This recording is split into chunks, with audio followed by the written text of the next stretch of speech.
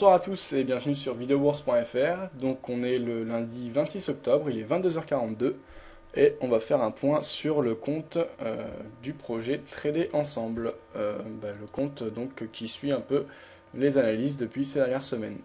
Donc la semaine dernière, j'avais placé un buy stop au-dessus du seuil psychologique important des 1.50. Donc j'avais placé un buy stop à 1.5003 avec un stop loss à 1.4903 et un take profit à 1.5203. C'est donc le stop loss qui a été touché en cette fin d'après-midi.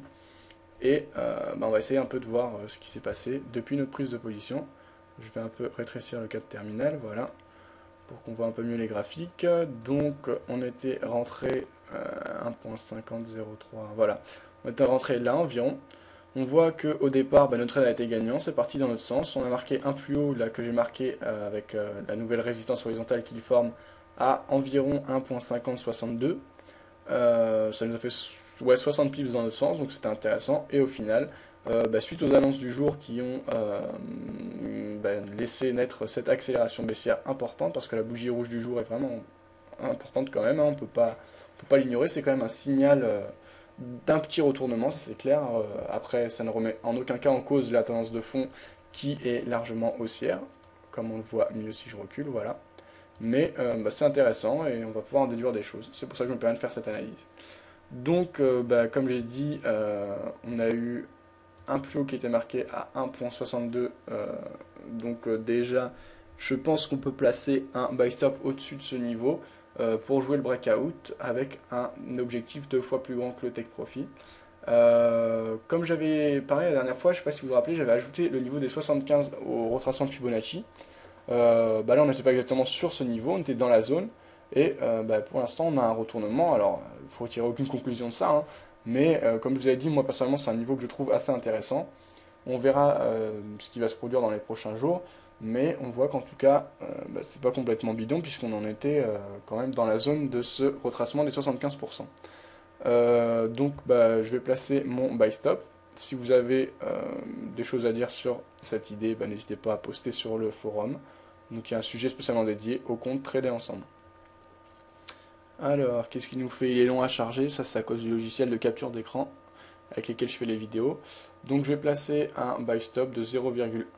Il nous reste 1600 € sur le compte, ça nous fait une position avec un levier de 7-8. Ça reste raisonnable. On va prendre position à 1.5065. Voilà. Donc buy stop 1.5065.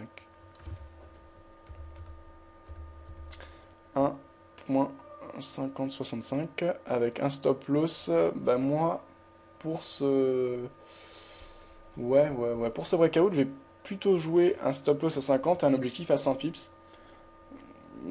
Pourquoi? Parce que déjà notre capital diminue, donc peut-être tenter des objectifs et risquer moins de capital sur chaque trade peut être intéressant. Donc c'est ce que je vais faire. Maintenant, il n'y a pas que pour ça, il y a aussi parce qu'on a quand même eu un fort mouvement haussier précédemment. On voit que la tendance haussière s'essouffle, donc parier sur...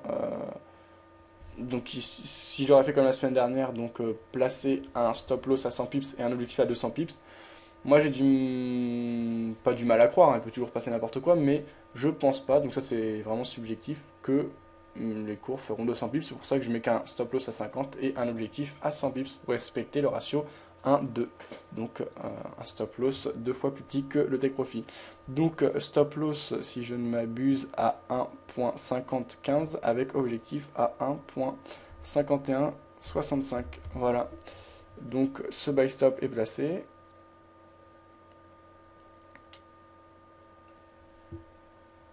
Voilà.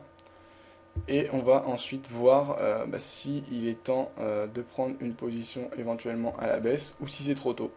On va se rapprocher. Donc on voit que ces derniers jours le mouvement haussier, certes s'est observé, mais il était beaucoup moins net que lors de certaines phases, notamment lors du dernier breakout du plus haut. C'était c'était le 7 septembre, donc c'était début septembre, 8 septembre pardon. On avait eu un franchissement assez net de la résistance horizontale formée par le dernier plus haut aux alentours des 1.4448. une belle accélération haussière qui était sans équivoque et qui nous a amené un nouveau plus haut. Ensuite, on a testé les 1.50 et une fois franchi ce seuil psychologique important, après lequel on aurait très bien pu avoir quelque chose, un mouvement vraiment franc, puisque c'était un seuil psychologique. En général, les seuils psychologiques, ça amène des mouvements importants. On voit que là, on a hésité, on a eu des ombres qui se sont formées. Bref, le mouvement n'était pas clair. On a eu une bougie baissière hier. Et aujourd'hui, c'était vraiment la révélation avec ces annonces qui ont créé l'accélération baissière, ces annonces en faveur du dollar et donc mauvaises pour l'euro. On surveillera la journée de demain aussi parce que on a des news qui vont tomber. On va regarder rapidement sur le calendrier économique. À 9h30 du matin, on a une news, donc ça va être le discours du secrétaire au Trésor, M. Geithner. Ensuite, ce sera à 15h, on aura l'indice de confiance des consommateurs. Et à 17h, on aura un autre discours du secrétaire, donc M. Geithner. On aura également d'autres news, mais moins importantes, tout au long de la journée sur l'euro et sur le dollar. Donc à surveiller, demain c'est une journée riche en nouvelles économiques importantes, donc ça aura forcément une influence, même minime, sur les cours. Bref, il faut surveiller ça, c'est ce qui a apporté aujourd'hui l'accélération baissière, donc il y a vraiment des possibilités que demain on ait également des mouvements qui soient apportés par ces nouvelles, donc à surveiller. Moi ça me semble trop tôt pour prendre position à la baisse et pour parier sur une correction, puisqu'on voit qu'on reste au-dessus des trendlines et qu'on reste dans le canal haussier, donc la tendance haussière n'est vraiment pas remise en cause. Certes, on a eu un fort mouvement haussier, et on sait très bien qu'après un gros mouvement, qu'il soit haussier ou baissier, on a forcément une correction qui arrive tôt ou tard. La bougie est certes intéressante. Prendre position maintenant, c'est pas bête, mais moi je préfère rester prudent, voire trop prudent peut-être, c'est toujours ça la grande question, et attendre un signal plus net, notamment un franchissement des trendlines. Donc si on a ce franchissement qui s'observe au cours des prochains jours, je referai une petite analyse pour vous donner une prise de position à la baisse. Mais on verra ce qui va se passer, mais en tout cas, une correction, voire une consolidation est possible dans les prochains jours.